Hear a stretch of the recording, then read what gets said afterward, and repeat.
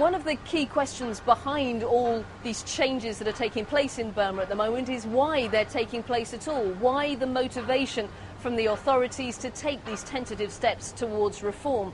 Well, part of the answer may be because Burma desperately needs development. It remains one of the poorest countries in the region. Its isolation has cost it dear.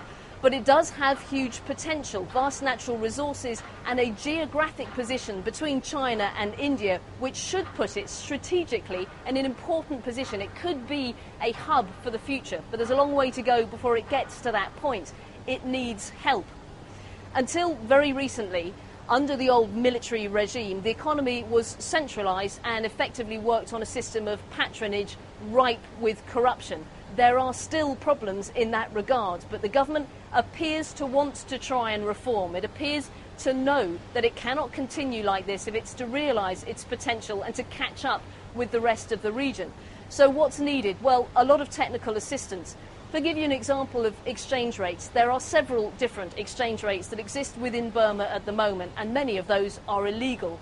If it is to operate effectively and do business with the outside world, there needs to be one unified and accepted exchange rate that everyone can go with, something that's formal and official. Easier said than done.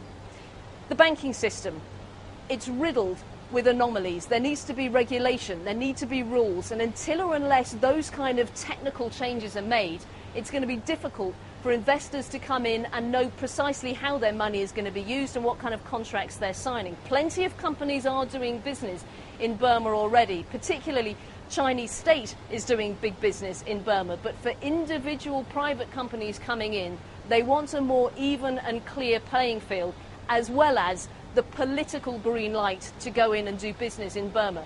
The potential rewards are absolutely huge, but at the moment there is a need to build up the expertise, the technical capacity of Burma to get it on the road towards full economic reform.